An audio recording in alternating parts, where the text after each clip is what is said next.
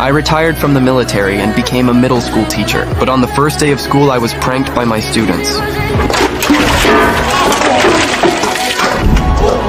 My lightning-fast reaction left the students waiting to laugh completely stunned, but what they didn't know was that I had served in the Navy SEALs and survived real bullets and real war. I simply grew tired of the cruelty of the battlefield, so I chose to return to my hometown. Then I casually walked to the podium and wrote my name and phone number on the board. But then my phone suddenly rang in my pocket. A familiar voice came through the line. I turned and saw those mischievous faces trying not to laugh, and I felt helpless.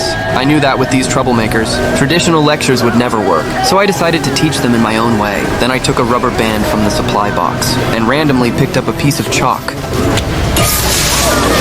The students who were proud a moment ago instantly panicked. I stood under my umbrella watching them with satisfaction, but the students were unconvinced and secretly discussed ways to get me fired. The next day the classroom was strangely quiet. The students acted more restrained, but their eyes were still full of disdain. So to get them to listen, I told them they could smoke in class, and that if they answered 3 of my questions correctly, I'd let them leave early. Then I told a student to take out a pack of cigarettes and asked them what chemicals cigarettes were made of. John was lucky enough to answer everything right and left the room smugly while everyone else envied him. The rest of the students instantly got excited. Everyone raised their hands at once, and I used the chance to teach them real knowledge. And gradually they started to enjoy my class, but the peace didn't last long. I was told that 5 students were facing expulsion for fighting, so I rushed to the scene and found my class fighting with the honor class. I quickly forced them apart and asked them why they were fighting.